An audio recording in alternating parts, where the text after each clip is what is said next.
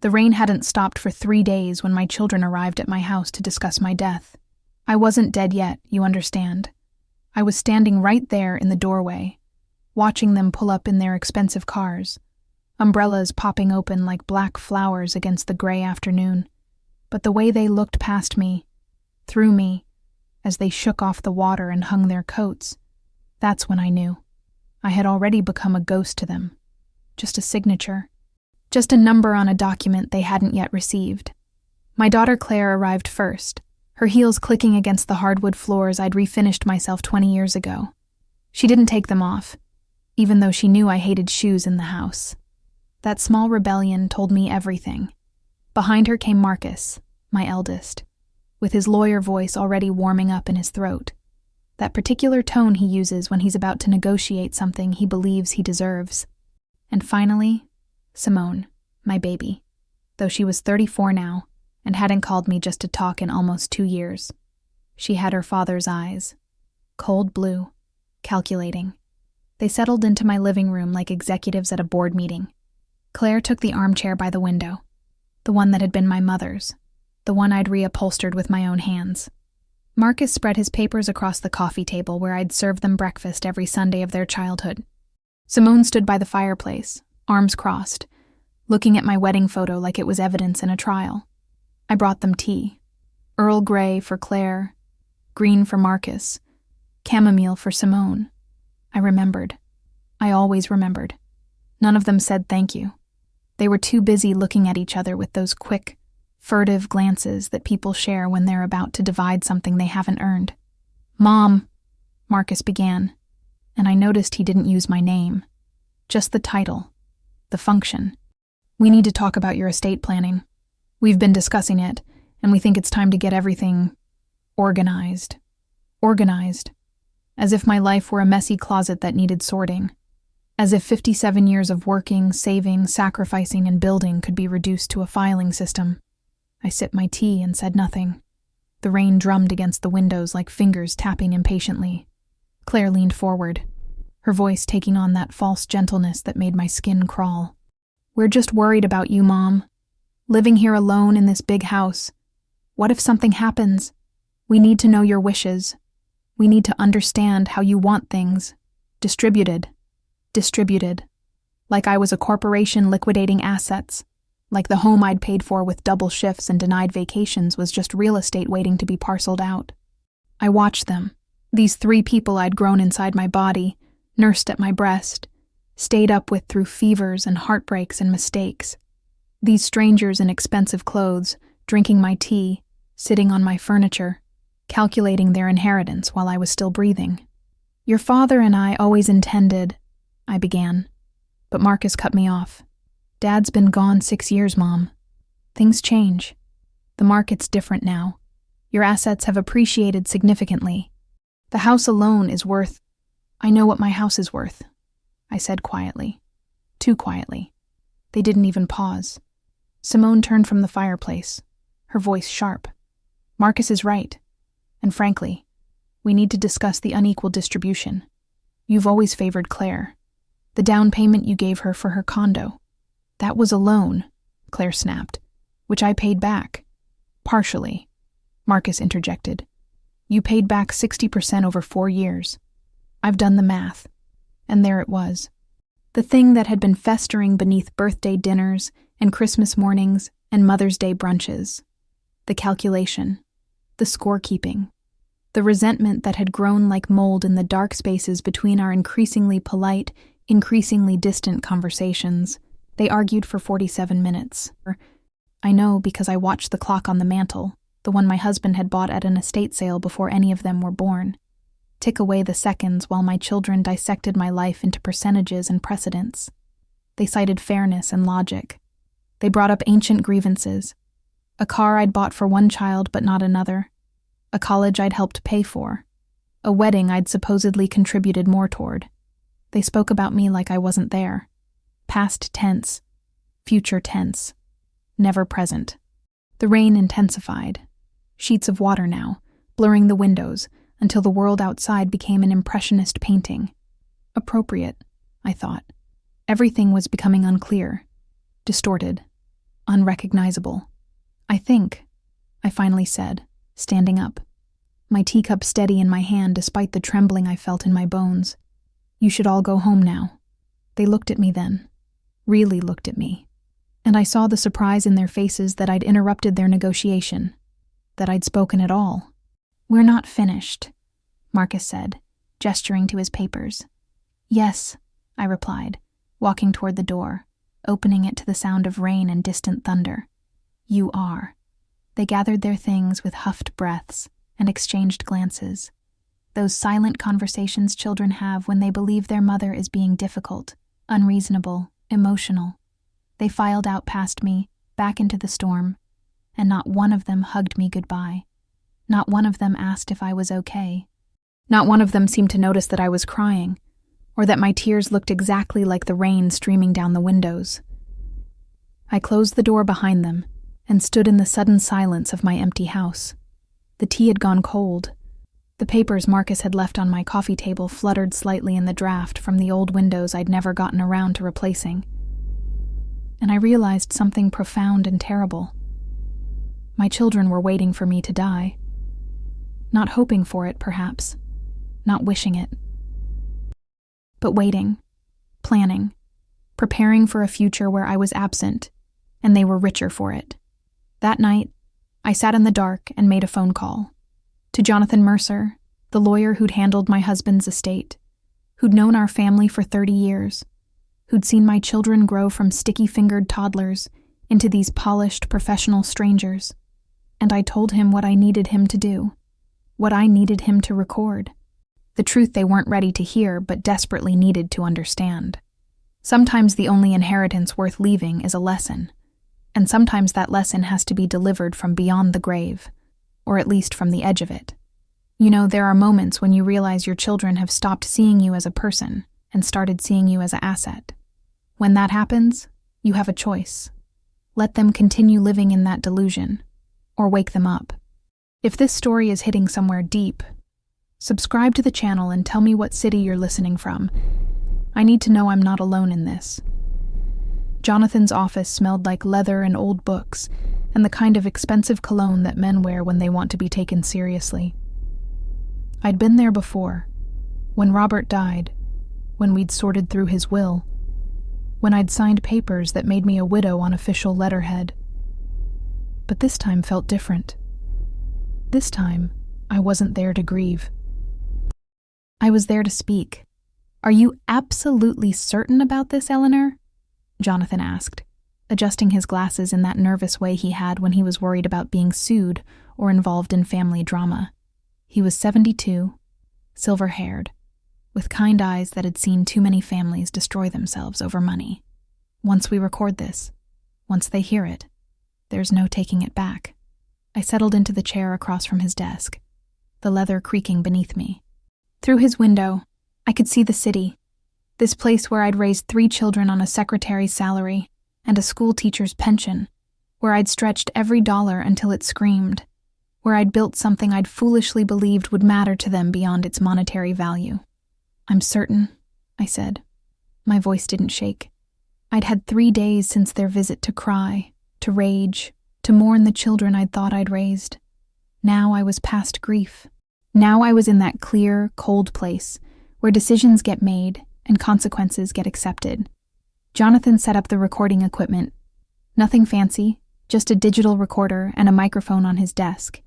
He explained the legal framework, how this would be attached to my will as a personal statement, how it wouldn't change the distribution of assets but would provide context, instruction, insight, how it would be played at the reading of my will, with all beneficiaries present, as per my explicit request. He pressed record. The small red light blinked at me like an eye. This is the last will and testament addendum of Eleanor Marie Patterson, recorded on October 19, 2024, in the presence of Jonathan Mercer, attorney at law. Mrs. Patterson, please state your intention for this recording. I looked at that small device, imagining my children's faces when they heard my voice after I was gone. Would they cry? Would they feel shame? Would they understand? I want my children to hear this, I began, and my voice sounded strange, recorded, more tired than I'd realized, more hurt. I want them to hear it in your office, Jonathan, after I'm gone. I want them sitting together, the way they sat in my living room 3 days ago, arguing about what they would get when I died. I want them to hear the truth before they receive a single dollar. I paused, gathering the words I'd been rehearsing in the dark, in the shower, in the early morning hours when sleep wouldn't come. Claire, Marcus, Simone, if you're hearing this, I'm dead, and I'm sorry for that. Not because of what it means for you financially, which I know is the first thing you calculated, but because it means I won't see you again. Won't see if you learned anything from this. Won't know if this moment changes you or just makes you hate me. The rain had started again outside Jonathan's window. It seemed to follow me everywhere now. This weather, like the world was mourning something that hadn't died yet, but was already lost.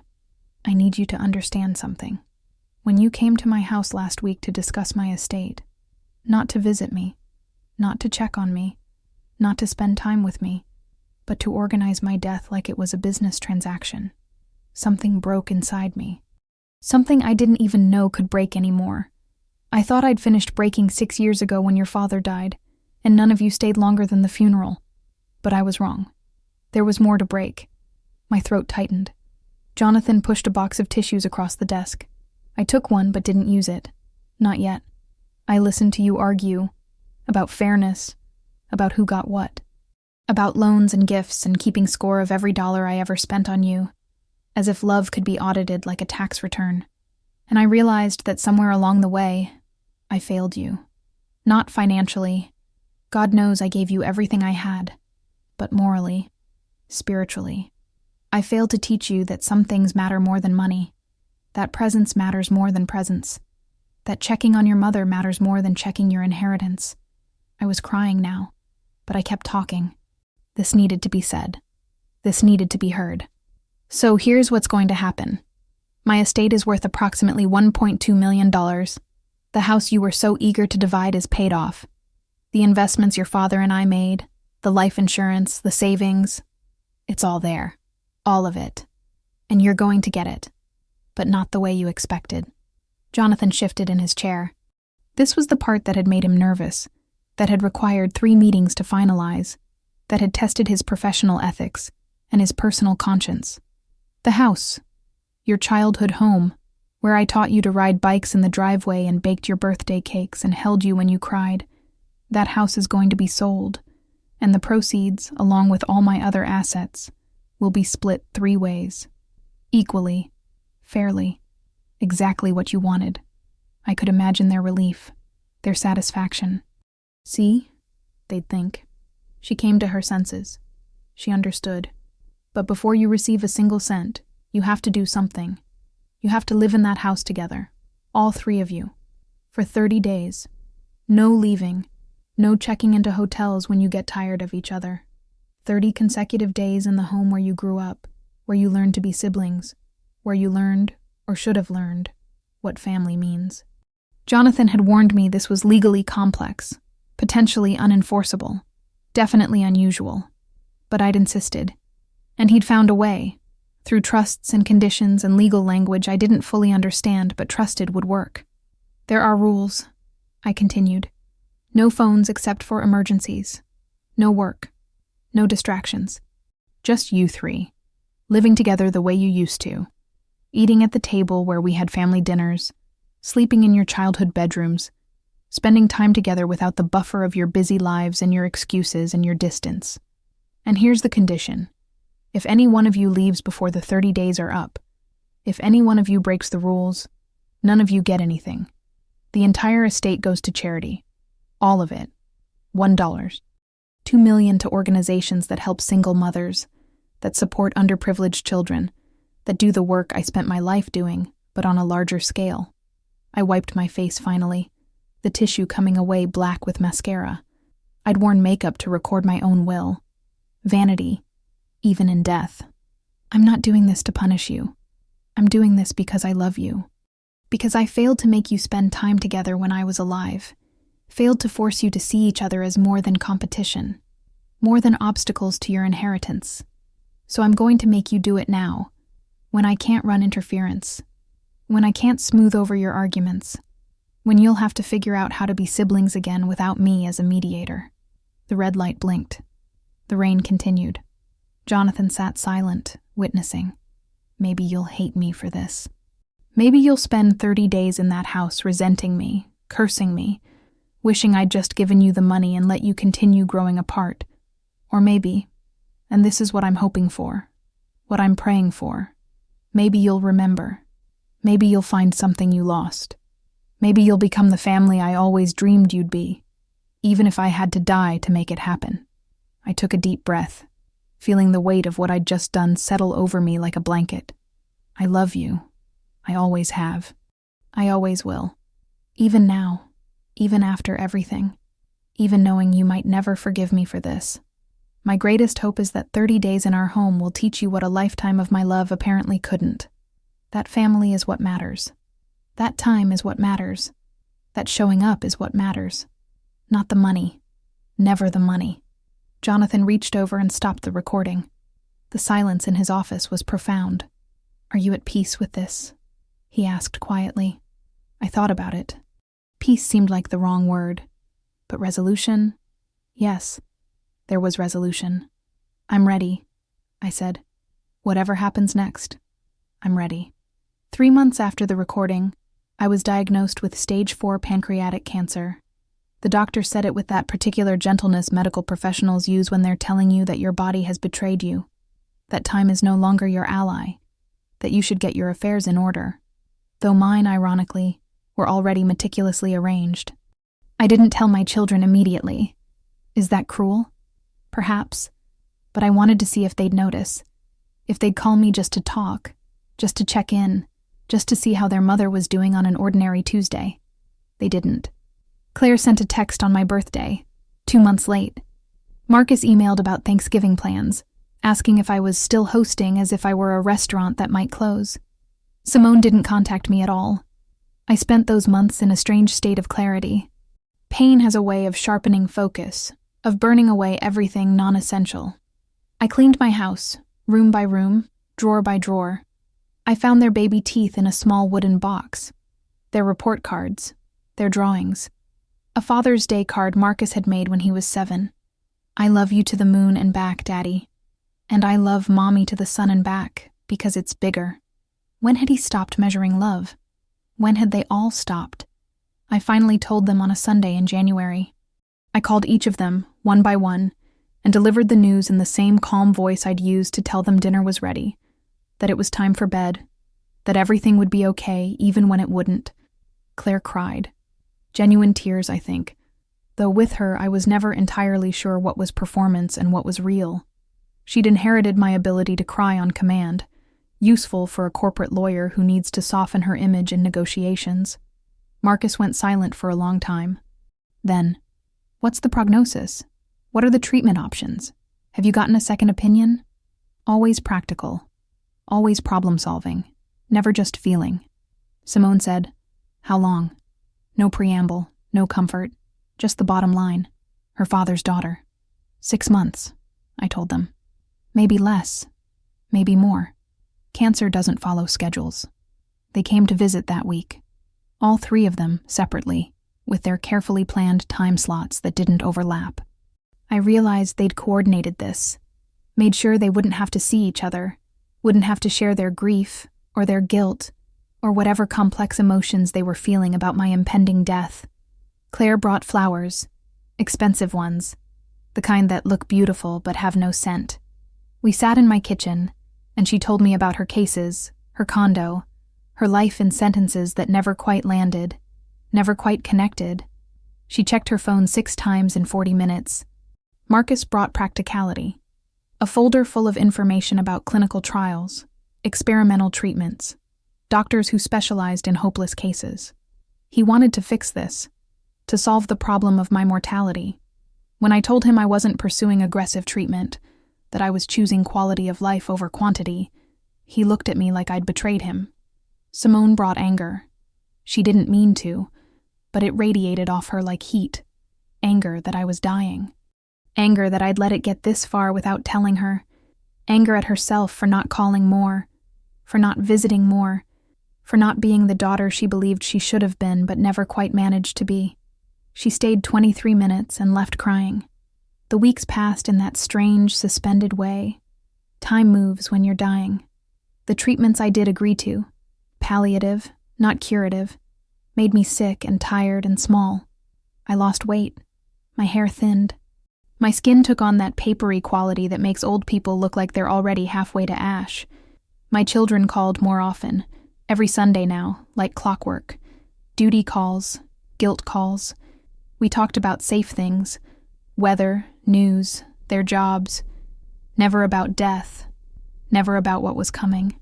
Never about what they'd done in my living room 6 months ago. The conversation that had set all of this in motion. Did they even remember that day?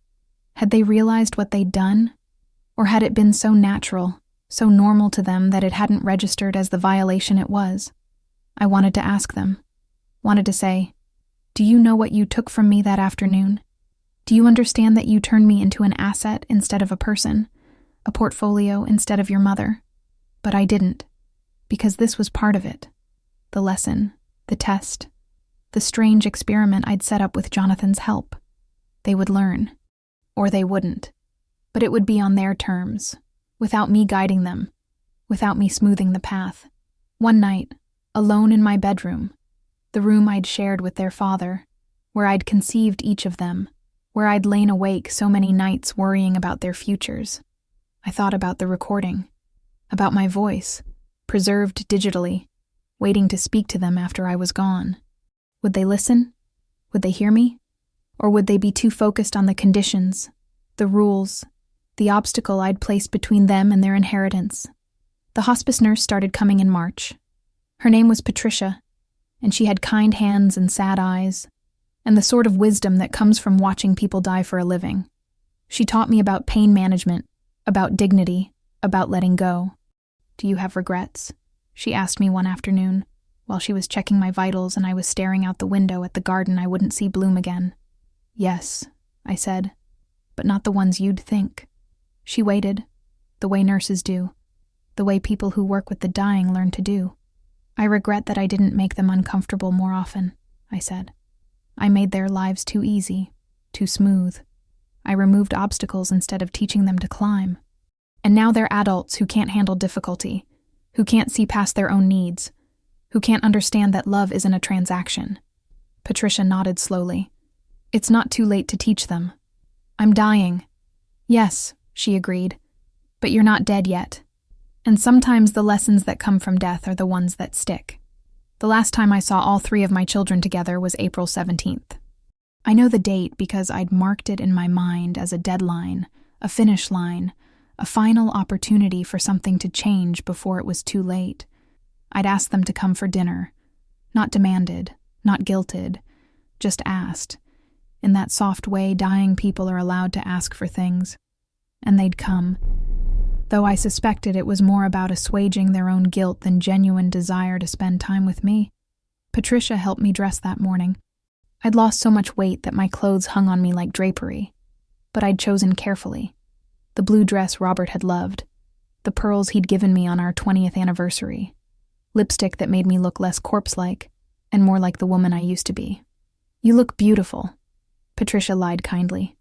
"I look like death," I replied. "But I look like death with dignity. That's something." They arrived within minutes of each other, which I suspected was coordinated to minimize their time alone together, even here, even now. I watched from the living room window as they parked, walked up the path, and entered without knocking. A liberty that should have felt like family, but instead felt like entitlement. Dinner was catered.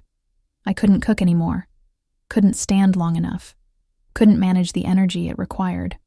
But I'd ordered their favorites: Claire's preferred salmon, Marcus's beloved beef, Simone's vegetarian pasta. I'd remembered. I always remembered. We sat at the dining room table, the one that had hosted thousands of meals, millions of conversations, countless moments of ordinary family life that I'd never appreciated enough when I had them. The food sat between us like a buffer, something to focus on when the conversation lagged, when the silence became too loud. "Thank you for coming," I said, and I meant it. Even though I shouldn't have had to thank them for spending time with their dying mother. Even though this should have been automatic, obvious, necessary. Of course, Mom, Claire said, her voice bright and false. Where else would we be? Anywhere else, I thought. You'd be anywhere else if you could be. If guilt weren't holding you here. If social convention didn't require this performance of filial devotion. We made small talk. They updated me on their lives. Claire's latest case, Marcus's promotion, Simone's new boyfriend who worked in tech and made impressive money. They were good at this, at filling air with words that meant nothing, at maintaining the illusion of connection without actual intimacy. I let them talk. I watched them instead, really watched them, trying to memorize their faces, their gestures, the way Claire tucked her hair behind her ear when she was lying, the way Marcus's jaw tightened when he was uncomfortable, the way Simone's eyes darted to the door every few minutes as if calculating her escape route. There's something I need to tell you, I finally said, setting down my fork. I'd barely eaten. Food had lost its appeal months ago, but I'd tried, for their sake, to make this feel normal. They looked at me, and I saw it. That flash of fear that maybe this was it. Maybe I was about to die right here at the dinner table. Maybe they'd have to deal with the messy reality of death instead of its distant concept. I've made arrangements, I continued, for after. Jonathan has all my papers. Everything is organized. Everything is clear. Mom, we don't need to talk about this now, Marcus said, his lawyer voice emerging.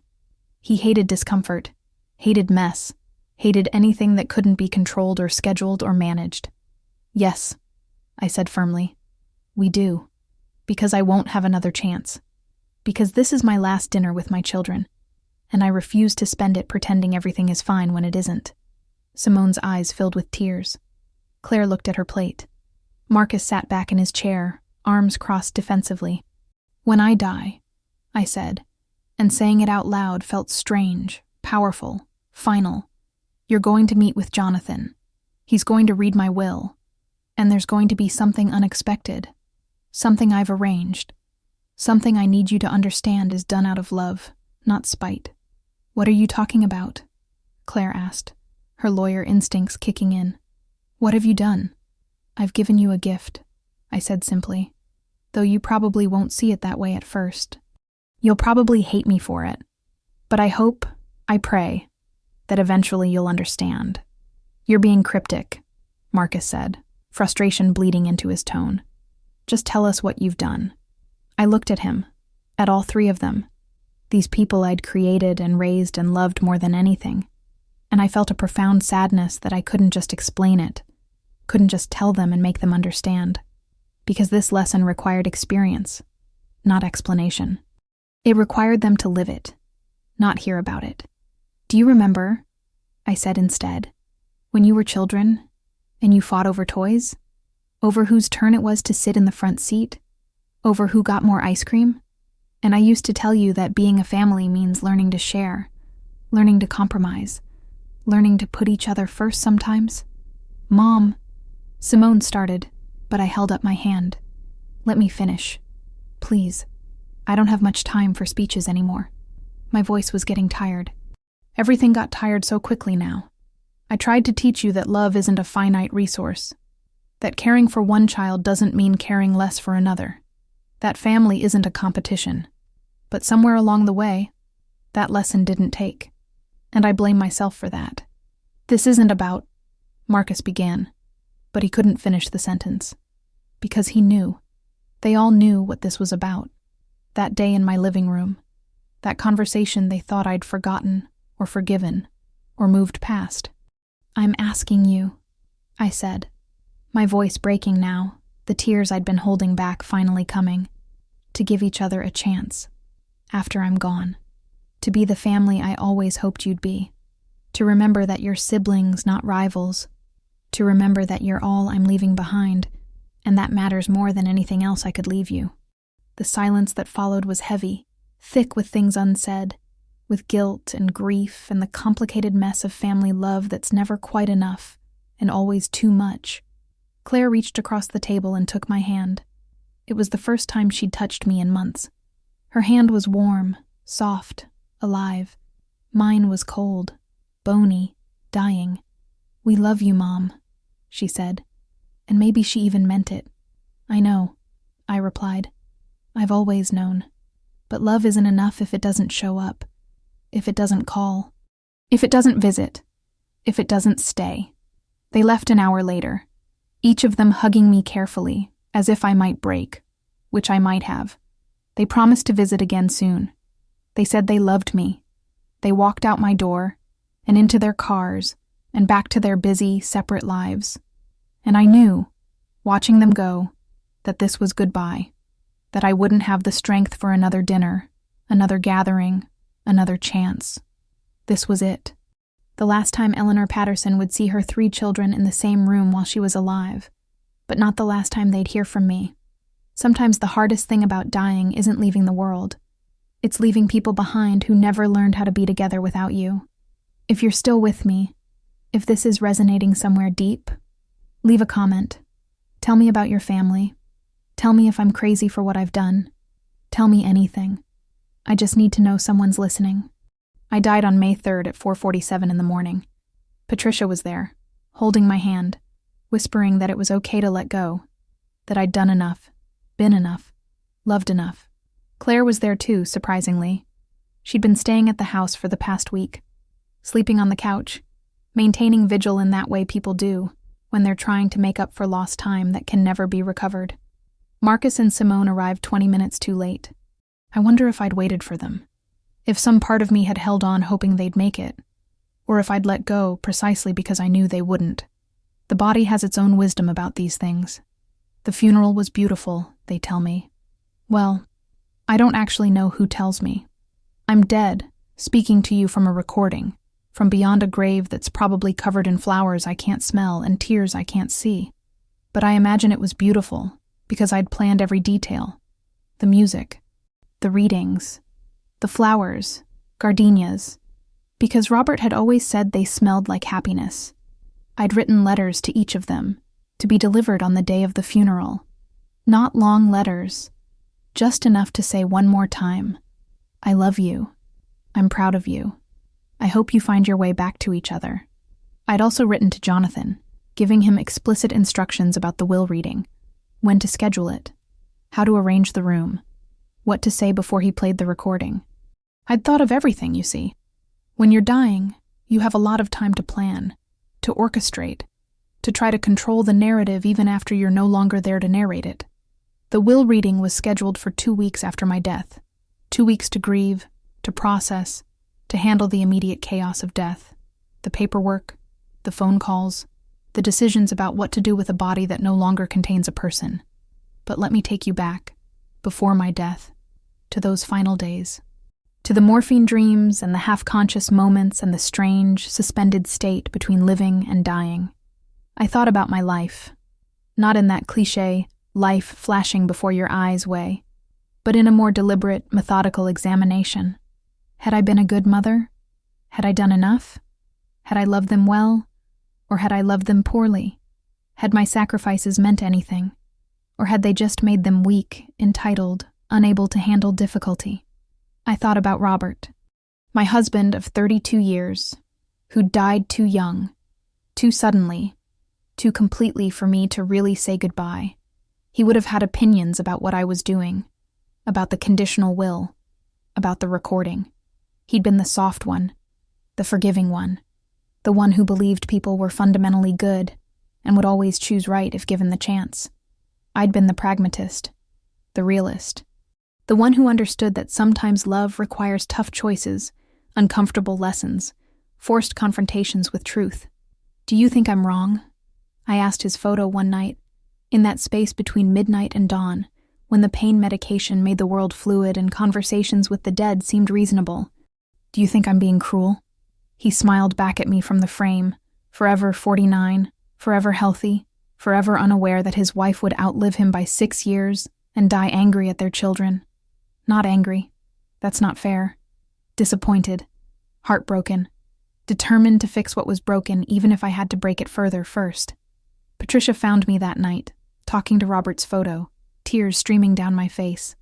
She didn't comment, didn't try to console me with empty platitudes. She just adjusted my medication and sat with me in the dark, her presence a quiet comfort. "My children," I whispered. "What if it doesn't work? What if they just resent me?"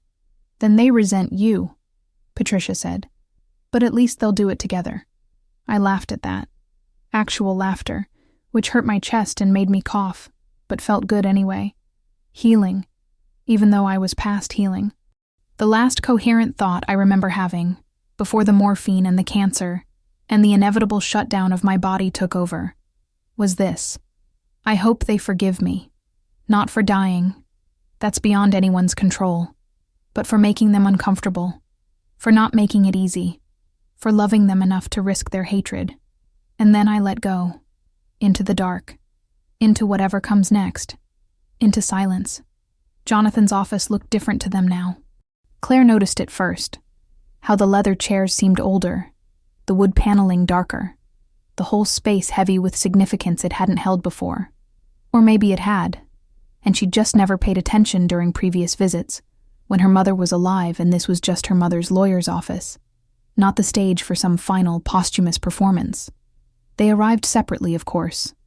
Marcus first, 15 minutes early, because punctuality was control, and control was all he had left. Then Claire, exactly on time, because lawyers understood the power of precise timing. Finally, Simone, 10 minutes late, because some small rebellions are all we have against death and expectations.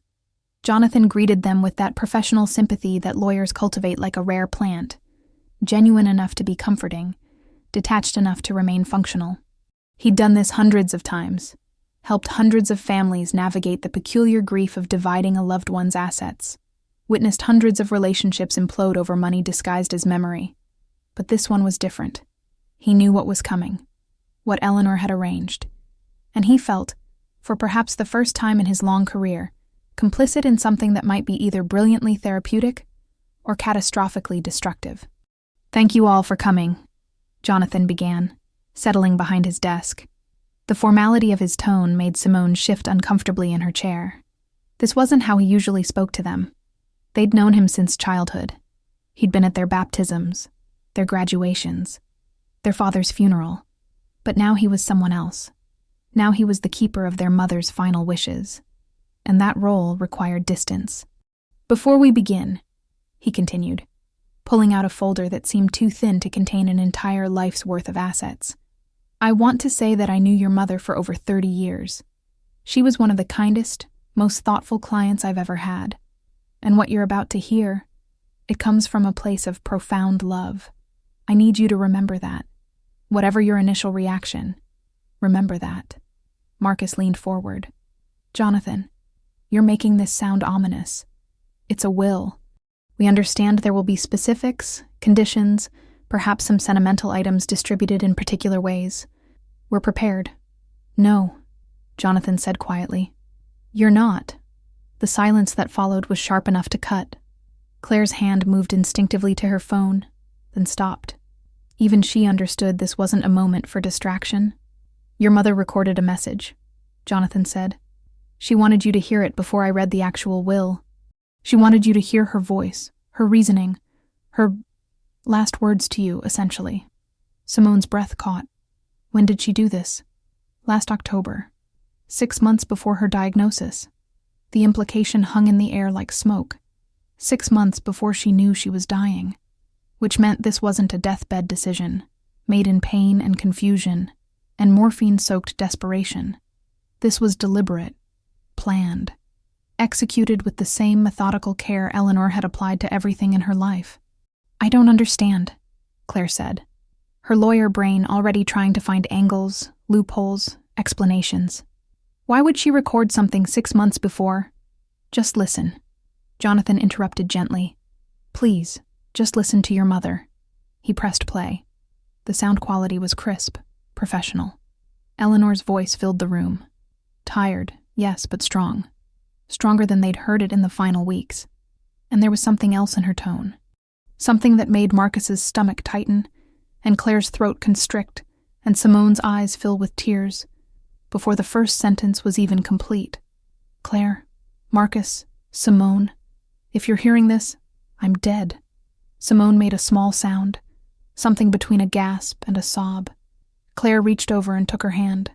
They hadn't held hands in years, but grief makes us reach for comfort wherever we can find it. The recording continued. Their mother's voice, telling them about the day they'd come to discuss her estate, describing their conversation in detail that made Claire's face flush and Marcus's jaw clench. She'd heard everything, remembered everything, and more than that, she'd understood exactly what it meant, what it revealed about them, about what they'd become. "We didn't mean," Marcus started to say, but Jonathan held up his hand. "Listen." So they listened. To their mother explain how they'd broken something in her that day, how they'd reduced her to an asset, a portfolio, a problem to be solved rather than a person to be loved, how she'd realized, sitting in her own living room while they calculated her worth, that she'd failed them in some fundamental way. The recording moved on, to the conditions, to the house, to the 30 days. "What?" Claire stood up, her chair scraping against the floor. That's not legally enforceable. You can't require beneficiaries to—" "Sit down, Claire," Jonathan said, and there was steel in his voice now. "I've been a lawyer for 47 years. I know what's enforceable, and your mother and I spent 3 months making sure every word of this was airtight. So sit down and listen to your mother." Claire sat, not because she wanted to, but because something in Jonathan's tone, in the whole impossible situation, had stripped away her professional armor and left her just a daughter again. Just a woman who'd lost her mother and was realizing, too late, how badly she'd failed her. The recording explained the rules. 30 consecutive days in the house. Together. No phones except for emergencies. No work. No leaving. And if any one of them broke the rules, if any one of them left early, the entire estate, all 1.2 million, would go to charity. "This is insane," Marcus said, but his voice was hollow. "This is manipulative. This is what she wanted," Jonathan said firmly. "And before you start calculating whether you can contest this, let me save you the time and money. You can't. It's valid. It's enforceable. It's done. The only question is whether you're going to honor your mother's last wish or let your pride cost you everything." "It's not about the money," Simone said quietly. "Isn't it?" Jonathan looked at her, really looked at her, and she had to look away. "Because that's what this whole thing is about, isn't it? Your mother spent her last months arranging this elaborate test because she believed, because she knew, that you'd all become so focused on what you'd inherit that you'd forgotten what really mattered." The recording was still playing. Eleanor's voice, softer now, more vulnerable, talking about love, about family, about her hope that 30 days in the house where they'd grown up might teach them what a lifetime of her love apparently hadn't. "I love you. I always have. I always will." The recording ended. The silence in Jonathan's office was absolute. Claire was crying, openly, messily, in a way she probably hadn't cried since childhood. Marcus sat perfectly still, his face unreadable, his hands clenched in his lap. Simone had her face in her hands, shoulders shaking. "There's more," Jonathan said after a moment. "The actual will, the specifics. But the core of it is this. You have a choice. You can spend 30 days together in your childhood home, following your mother's rules, and inherit everything she left you. Or you can walk away and let her money go to the charities she selected, organizations that help single mothers, that support underprivileged children, that do the work she spent her life doing." "When do we have to decide?" Marcus asked. "You don't. The decision is whether you're going in. Once you go in, you're committed. You leave early, you lose everything. So I'd suggest you think carefully before you agree to this." "And if we all say no?" Claire asked. "If none of us want to do this?" Jonathan looked at her with something that might have been disappointment, or might have been understanding. "Then your mother was right about you, and her money will do more good in the world than it would have in your bank accounts." They left his office separately, just as they'd arrived. No discussion, no consultation, no attempt to coordinate or plan or strategize together. Each of them retreating into their own thoughts, their own grief, their own calculations about what this meant and what they were willing to sacrifice. The house sat empty, waiting.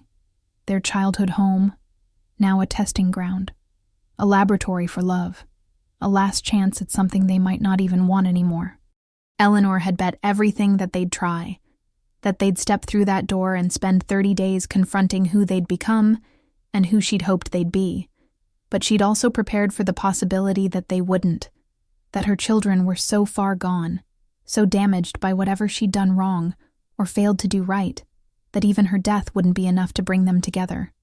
In her desk at home, which they'd discover later, when they finally started going through her things, was another letter, sealed, addressed to Jonathan, to be opened only if all three of them refused the conditions. It said simply, "Then I failed, but at least I tried.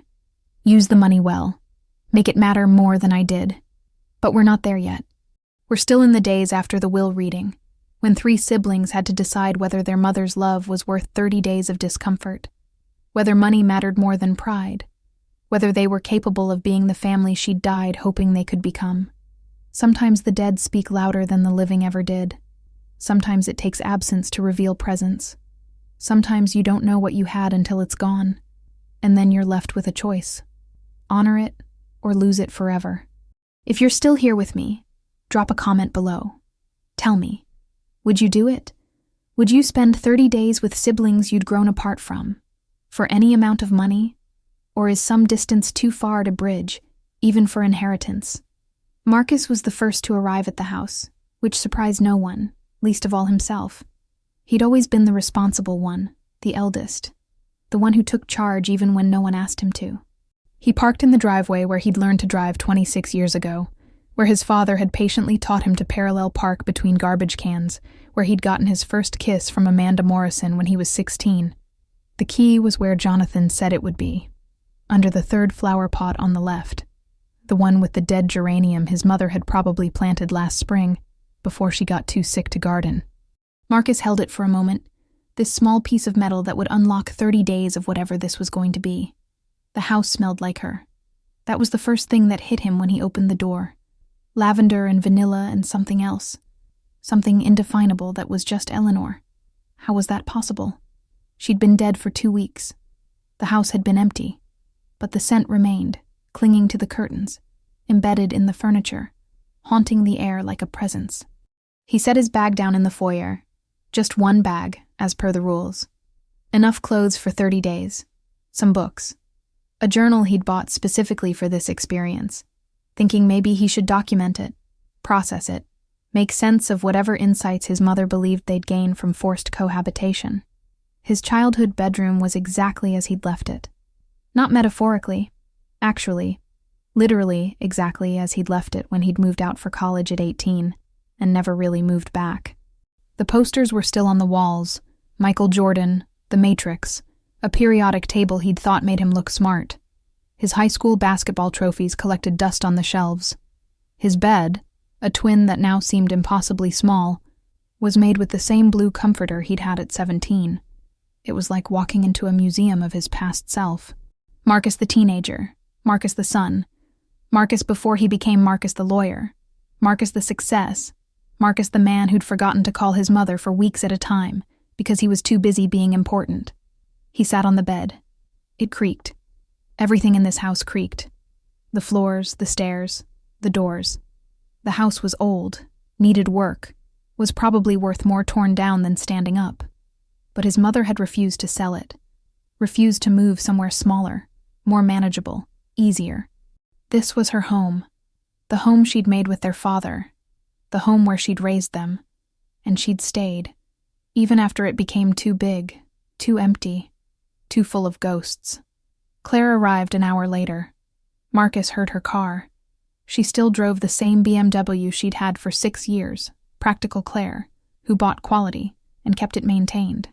She came in without knocking, pulling a rolling suitcase that seemed excessive for 30 days, but was probably organized with military precision. "Hey," she said, finding him in the kitchen where he'd been staring at the refrigerator, which was full of food. Jonathan had arranged for it to be stocked. All their favorites, apparently, because Marcus recognized his preferred beer, Claire's preferred wine.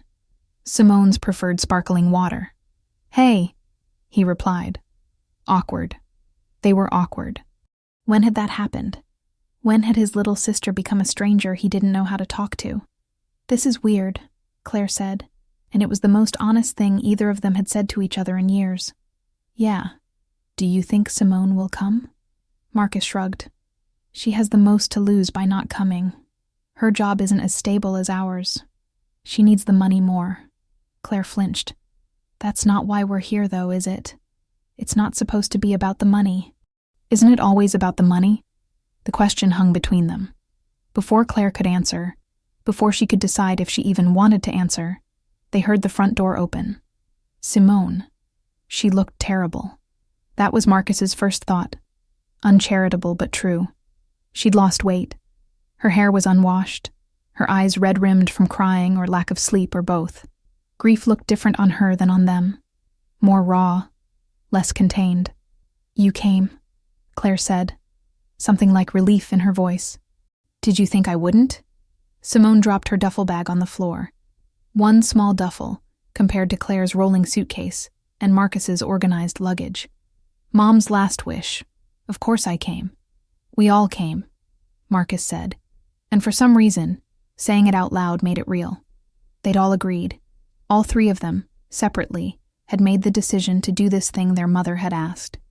Maybe that meant something. Maybe that was already progress. "So now what?"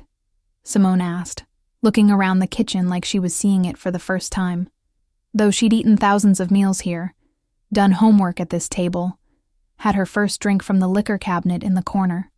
"Now we figure out how to live together for 30 days without killing each other," Claire said with a bitter laugh.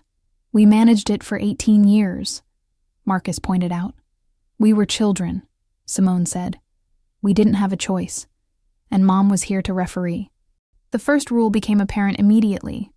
Without their phones as constant companions, they had to look at each other, had to occupy the same space without the buffer of screens and notifications, and the ability to check out mentally while remaining physically present.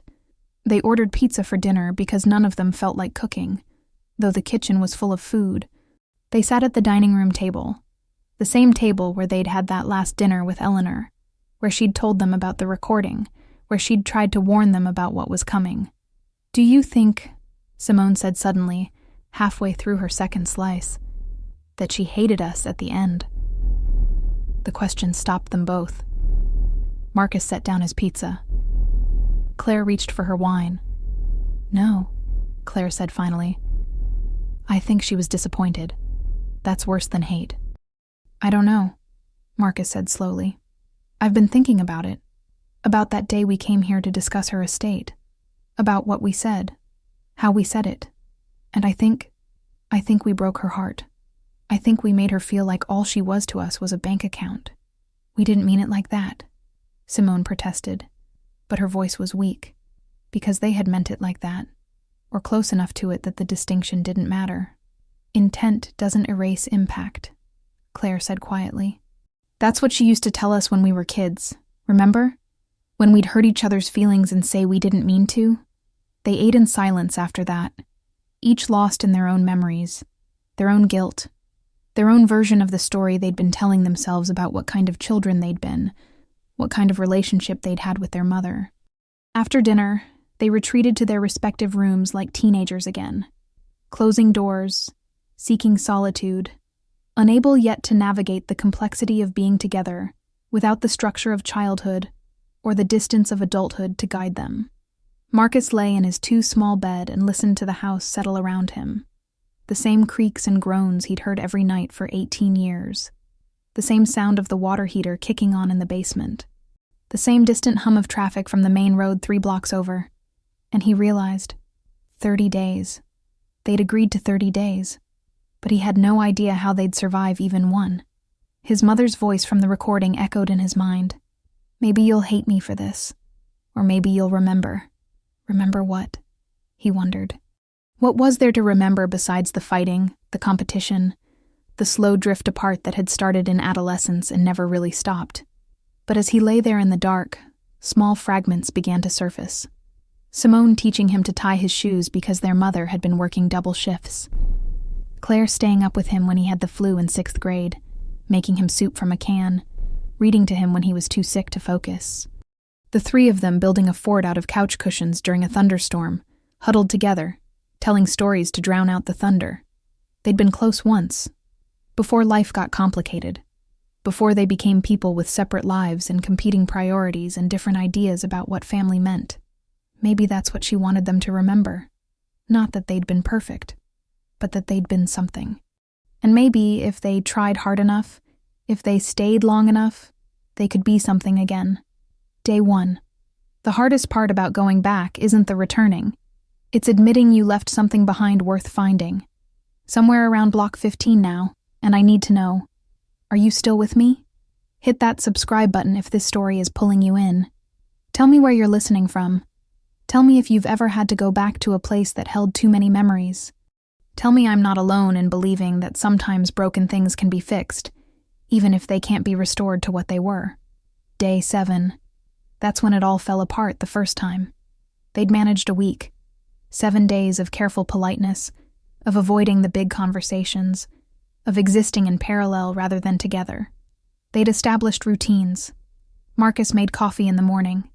Claire cooked dinner most nights. Simone handled the dishes.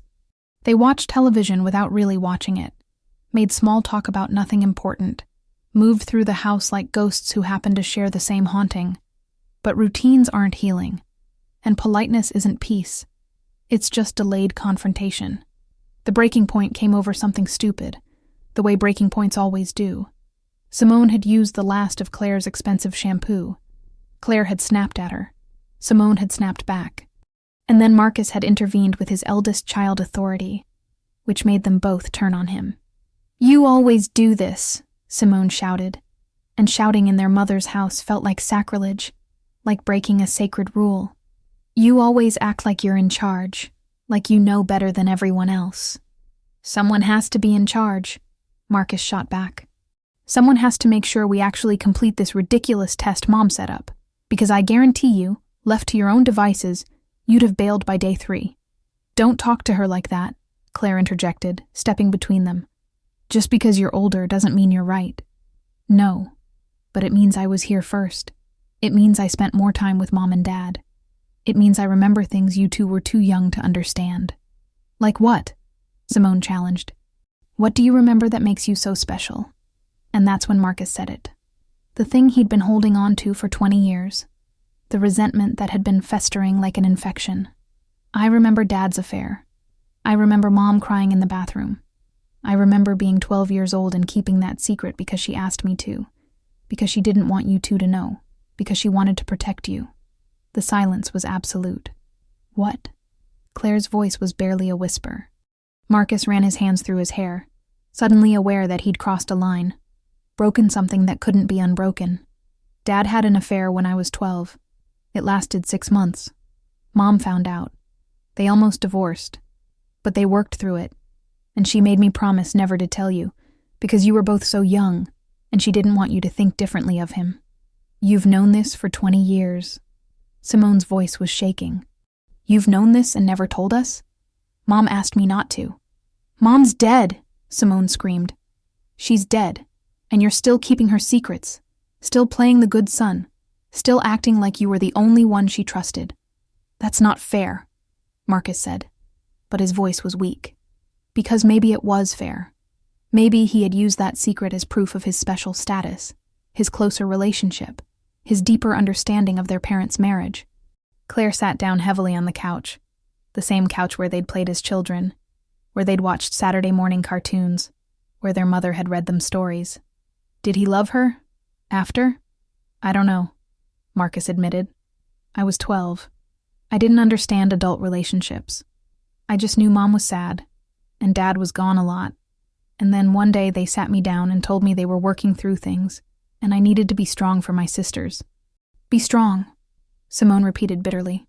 "She always asked you to be strong, to be the man of the house when Dad traveled, to take care of us, like it was your job instead of hers." "It was my job," Marcus said. "I was the oldest. That's how it works." "No," Claire said quietly. That's not how it works. That's how dysfunction works. Children aren't supposed to be parents. They're not supposed to keep secrets that big. They're not supposed to be strong when they should be allowed to be vulnerable.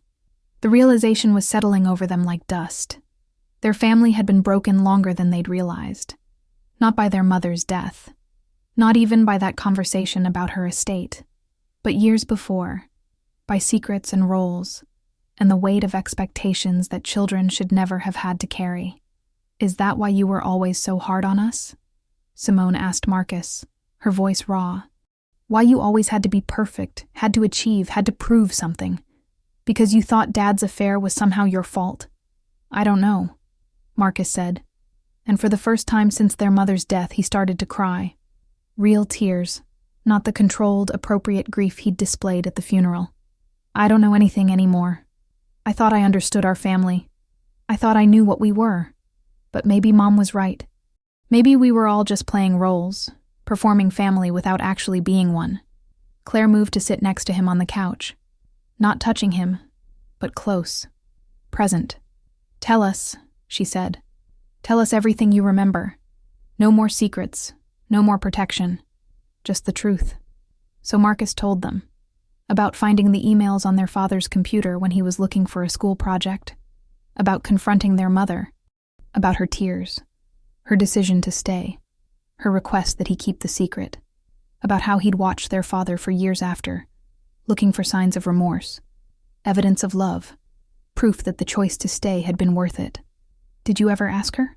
Simone asked. Why she stayed. Once, when I was in college. I asked her why she didn't leave him. What did she say? Marcus smiled slightly, remembering. She said, because I loved him. Not the version of him that betrayed me, but the whole person, the mistakes and the choices and the capacity to hurt me. And because you three needed a father more than I needed my pride. She stayed for us, Claire said softly. She did everything for us, Marcus replied. And we repaid her by turning her into a portfolio. The weight of that truth settled over them. Their mother had sacrificed her pride, maybe her happiness, to keep their family intact. And they'd grown up to become adults who'd valued her estate more than her existence. I don't know how to fix this, Simone said. I don't know how to be better, how to be the person she wanted us to be. Maybe, Claire said slowly, that's what these 30 days are for. Not to become who she wanted, but to figure out who we actually are and who we want to be to each other. They talked until 3 a.m. Really talked, for the first time in years. Not about inheritances or careers or accomplishments, but about feelings and fears, and the complicated reality of growing up in a family that looked perfect from the outside, but was held together by secrets and sacrifices they were only beginning to understand. Day 8 dawned gray and cold. They were exhausted, emotionally wrung out, but something had shifted. The politeness was gone. The careful distance had been broken. They'd said things that couldn't be unsaid, revealed truths that couldn't be hidden again, but instead of making things worse, it had made them possible.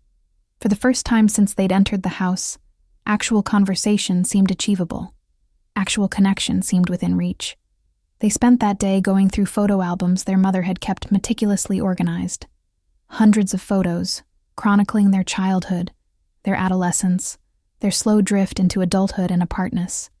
And in every single photo, Eleanor was there, or behind the camera, or evidence of her presence in the background. Her handwriting labeling the dates, her shadow in the frame, her love visible in the way she'd preserved every moment, every memory, every piece of evidence that once they'd been a family.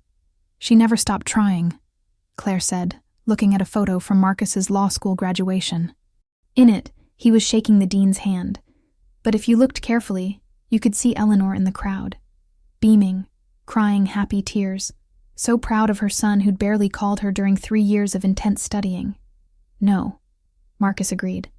She never stopped, even when we did. Day 17. Halfway through. They'd survived longer than any of them had expected, though survived might be too strong a word. They'd existed, coexisted. Slowly, tentatively begun to remember what it felt like to be siblings instead of strangers. Simone found the box on a rainy Thursday afternoon. She'd been cleaning, something they'd decided to do together, finally going through their mother's things, a task they'd been avoiding because it made death feel final. The box was in the back of Eleanor's closet, unmarked except for their father's handwriting on the side. For the kids, when they're ready. "Guys!" Simone called out, and something in her voice made both Marcus and Claire come running. She was sitting on the floor of their mother's bedroom, surrounded by clothes that still smelled like lavender, holding a cardboard box that seemed too ordinary to contain anything important. "What is it?" Claire asked. "I don't know. It's addressed to us. From Dad." They carried it downstairs together, set it on the kitchen table, and stared at it like it might explode. Their father had been dead 6 years. What could he possibly have left them that their mother hadn't already given them? Marcus opened it. Inside were letters, dozens of them, organized by date, each in an envelope with one of their names on it. Some were thick, some thin. Some looked old, yellowed with age. Others seemed more recent, written in the shaky handwriting of their father's final months. "She kept them," Claire whispered. "All these years, she kept them." There was a note on top, in Eleanor's handwriting. "Your father wrote these for you over the years. Times when he wanted to tell you something, but couldn't find the words face to face. Times when he was traveling, or when you were too young to understand. Times when he was sick and knew he wouldn't have much longer. I kept them, waiting for the right moment to give them to you. I suppose if you're reading this, you found the right moment yourselves." They divided the letters by name. Marcus had the most, 12 letters spanning from when he was 7 to his father's death. Claire had 8. Simone had 7. They decided, without discussing it, to read them privately first, to have that moment alone with their father's words before sharing them with each other. Marcus took his letters to his childhood bedroom, sat on the too-small bed, and began to read. The first letter was dated 2 weeks after Robert's affair had ended. Marcus hadn't known it existed, hadn't known his father had written anything during that time. But here it was, in his father's careful script. "Dear Marcus, you're 12 now, and your mother has told me that you know about my mistake. She didn't want you to carry that burden, but I think maybe you needed to know. Maybe you needed to understand that fathers are fallible, that men make terrible choices, that love doesn't prevent us from hurting the people we love most. I want you to know, it was never about you or your sisters. It was never because your mother wasn't enough. It was about my own inadequacy, my own weakness, my own inability to handle the pressure of being the man I thought I needed to be. Your mother chose to forgive me. She chose to stay, and I spend every day trying to be worth that choice. I'm writing this to you because someday you'll make mistakes too. You'll hurt people you love. And when that happens, I want you to remember, mistakes don't define us. How we respond to them does. I responded by coming home, by doing the work, by learning to be the husband your mother deserved. When you make mistakes, and you will, I hope you'll have the courage to do the same. I love you, son.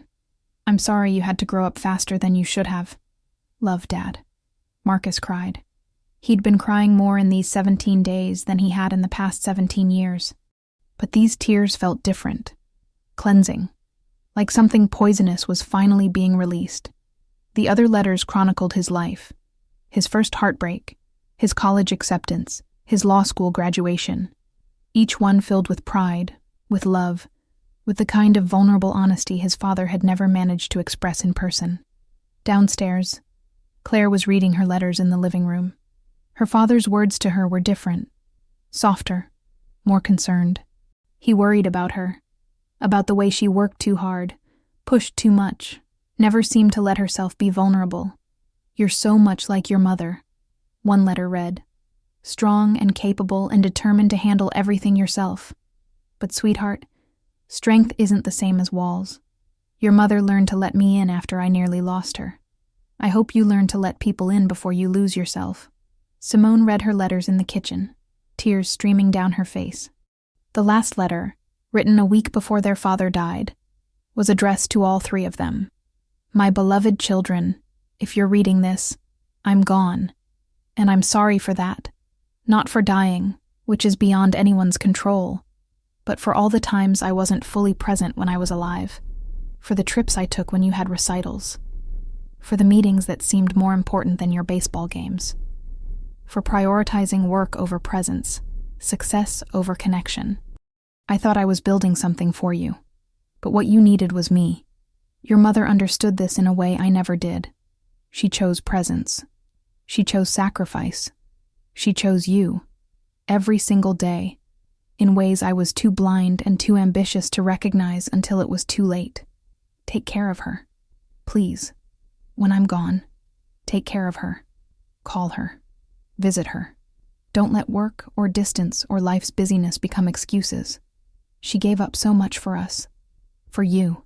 For this family. Don't let her die lonely. I love you all. I wish I'd said it more. Love, Dad. They found each other as the sun was setting, drawn together without discussion, needing to share this, to process this together. They sat in the living room, passing letters back and forth, reading their father's words to their siblings, understanding for the first time the full picture of the man he'd been, flawed and regretful, and deeply, desperately loving. He knew, Simone said. He knew she'd be alone. He tried to warn us. And we didn't listen, Claire said. We let her die lonely anyway. Marcus shook his head slowly. No, she didn't die lonely. She died disappointed. That's different. She died knowing we loved her but didn't know how to show it. Didn't make time for it. Didn't prioritize it. How do we fix that? Simone asked. How do we fix something when the person we need to apologize to is gone? We do this, Claire said, gesturing around the room, to the house, to the 30 days they were living through. We do exactly what she asked. We show up. We stay. We learn to be family again, even though it's hard, even though it hurts, even though it would be easier to take the money and run. Is it enough? Marcus asked. Is 30 days enough to make up for years of neglect? No, Claire said honestly. But it's a start, and maybe that's all she wanted, just for us to start. They spent that evening reading more letters, sharing memories, piecing together the full truth of their family's history, not the sanitized version they'd believed as children, but the messy, complicated reality. Parents who loved deeply but imperfectly, children who took without recognizing what they were taking, a family held together by one woman's determination until that determination wasn't enough anymore. Do you think she forgave us? Simone asked as midnight approached. Yes, Marcus said with certainty. But I don't think she wanted our guilt. I think she wanted our growth, our change, our commitment to being better. Then that's what we give her, Claire said. We finish these 30 days. We learn what she wanted us to learn. And then we live differently. We choose presence over ambition. We choose each other over convenience. We choose to be the family she died believing we could become. They made a pact that night, the three of them, sitting in their mother's living room surrounded by their father's letters and their mother's love and the weight of all their failures and all their possibilities.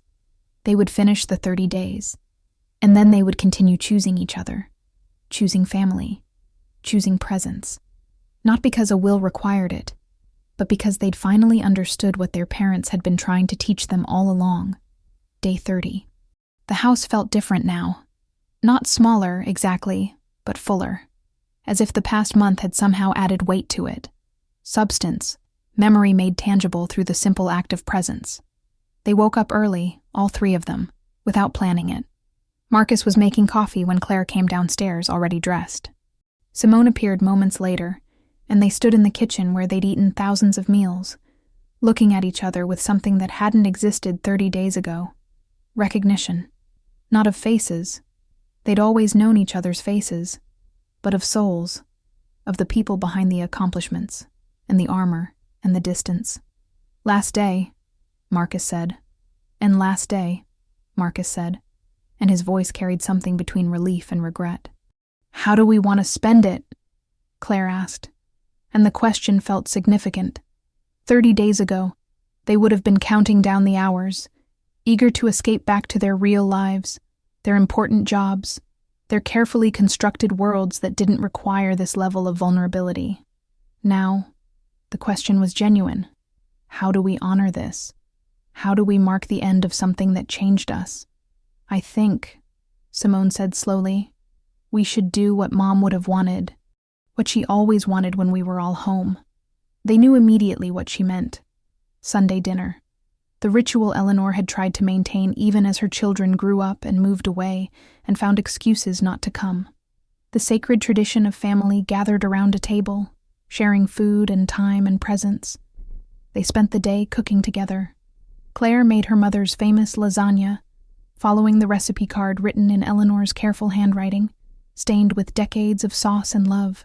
Marcus prepared the garlic bread, his one culinary skill, learned at his mother's elbow when he was 10 years old. Simone made the salad, and as she chopped vegetables, she remembered standing on a stool in this same kitchen, her mother guiding her hands, teaching her to cut away from her body, to be careful, to be present. The house filled with smells that were memory made tangible: garlic and tomato and basil, the yeasty warmth of bread, the sharp bite of vinegar in the salad dressing. Cooking for 3 hours straight, they talked. Really talked. In a way they hadn't even in the past 30 days.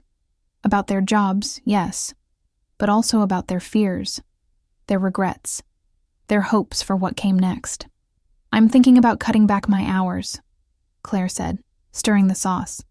I've made partner. I've achieved what I thought I wanted. But I don't know who I am outside of work anymore. I don't know what I care about besides winning cases. I'm thinking about therapy, Marcus admitted. Real therapy. Not just the kind where you complain about stress. The kind where you dig into why you are the way you are. Why I've spent my whole life trying to be perfect, trying to make up for something that was never my fault. I'm thinking about calling you both, Simone said quietly. Once a week. Not because I have to. Not because there's an emergency or a holiday or a reason.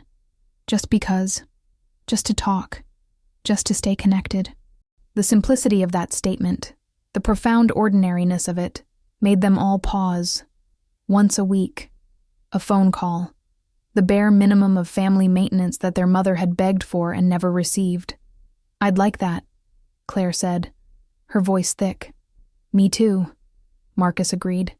They set the table with their mother's good china, the set she'd only brought out for special occasions, that had sat unused in the cabinet for years because every day had stopped feeling special enough to warrant the good dishes.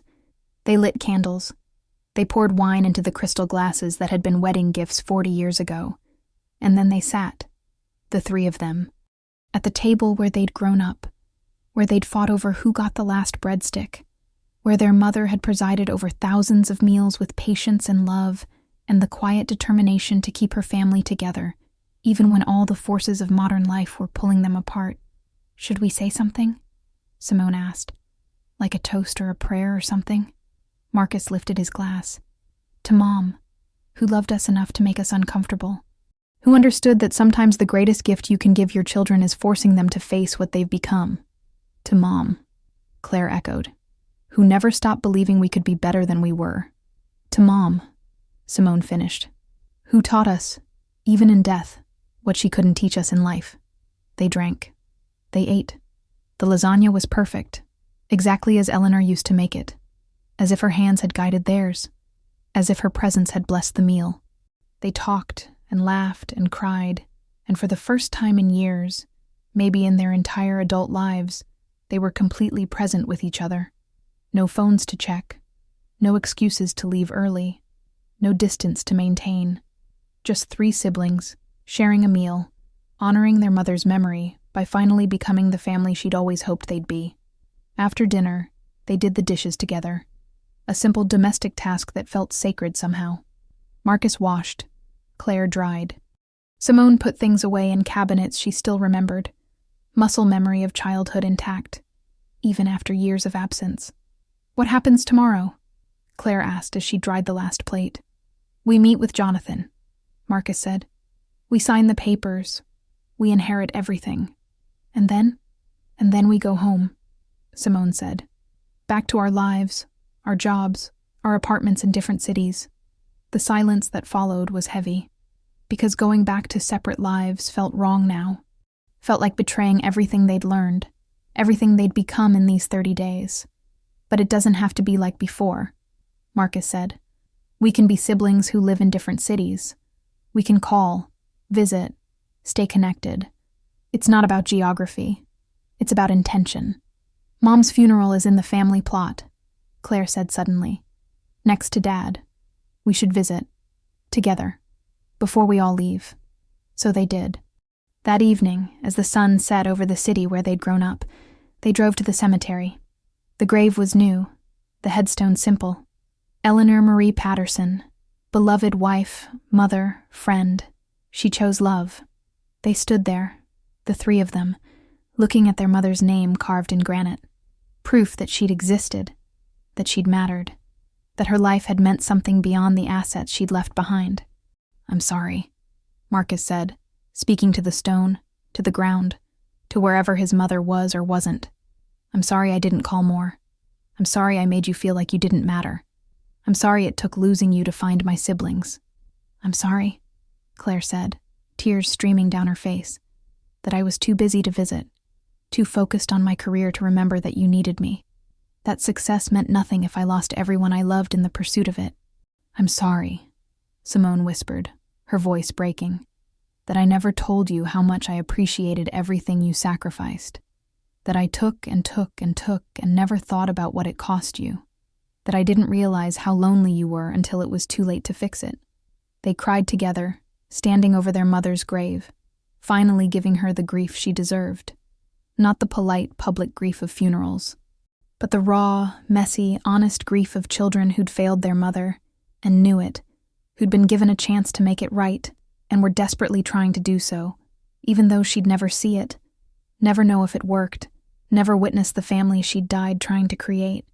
Do you think she knows? Simone asked as darkness fell and the cemetery grew cold. Do you think wherever she is, she can see that we tried, that we did what she asked?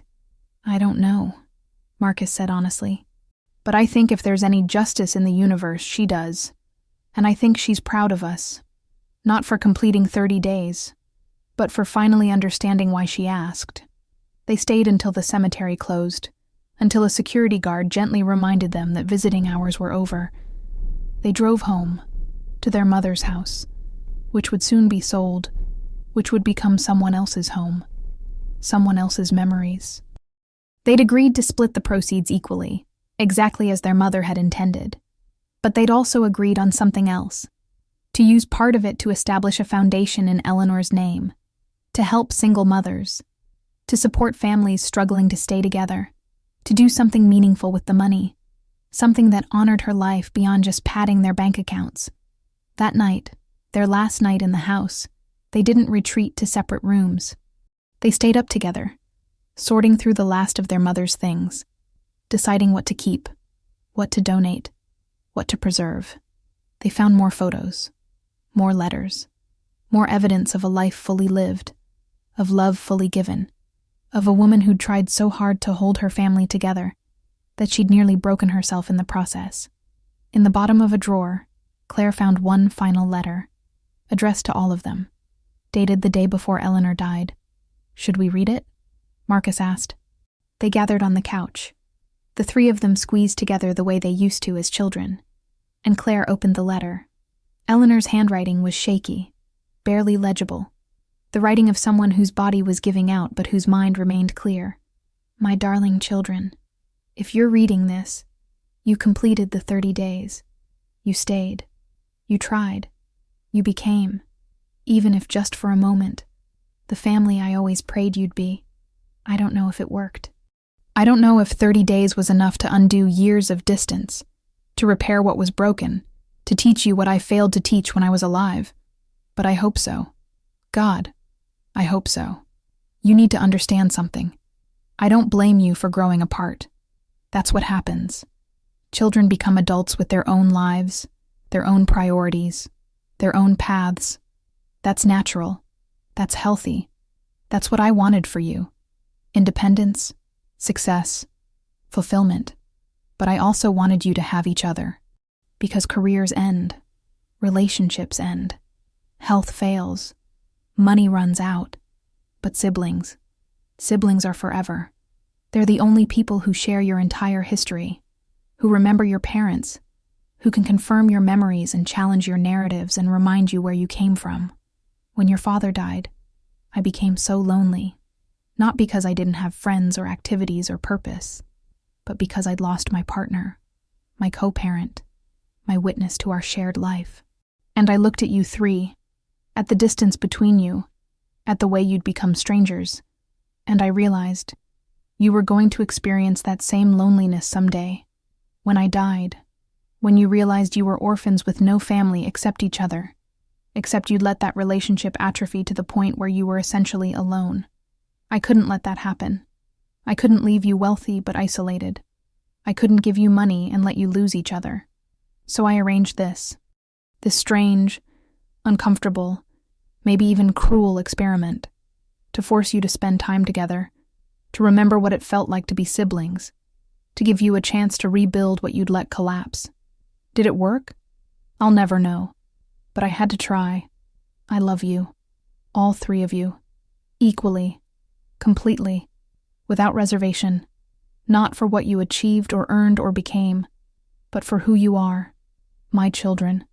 The best thing I ever did with my life. Take care of each other. Please. Call. Visit. Stay connected. Not because I asked you to, but because life is short and lonely and hard, and the only thing that makes it bearable is knowing someone else remembers your past and cares about your future. Be kind to each other. Be patient. Be present. That's all I ever wanted. That's all any parent wants. I'm proud of you. I always have been. I always will be. Love always, Mom, they cried. Hard, gasping sobs that shook their bodies and emptied them out and somehow, paradoxically, filled them with something essential they'd been missing. Not grief. They'd processed that already. But gratitude. For a mother who'd loved them enough to challenge them. For a father who'd left them letters. For each other. For 30 days. For this strange and sacred second chance they'd been given. We can't let this be for nothing, Marcus said, when they could finally speak again. We can't do 30 days and then go back to the way things were. We won't, Claire promised. Sunday calls, monthly visits, annual vacations together. We'll make it work. We'll make her proud, Simone added. Finally, we'll make her proud. Day 31 dawned clear and bright. They packed their bags, cleaned the house one last time, took final photos of rooms that held their entire childhood. At 10 a.m., they met Jonathan at his office. He had the papers ready. The inheritance divided equally, the foundation established, everything legal and proper, and exactly as Eleanor had planned. Your mother, Jonathan said as they signed the final documents, was one of the wisest people I've ever known. She understood that money is only valuable if the people who inherit it understand what truly matters. I hope, she'd be proud of you. We hope so too, Marcus said. They left Jonathan's office as millionaires, but they felt richer in ways that had nothing to do with money. They had each other again. They had their mother's blessing. They had 30 days of memories, and a lifetime of lessons, and a second chance at being family.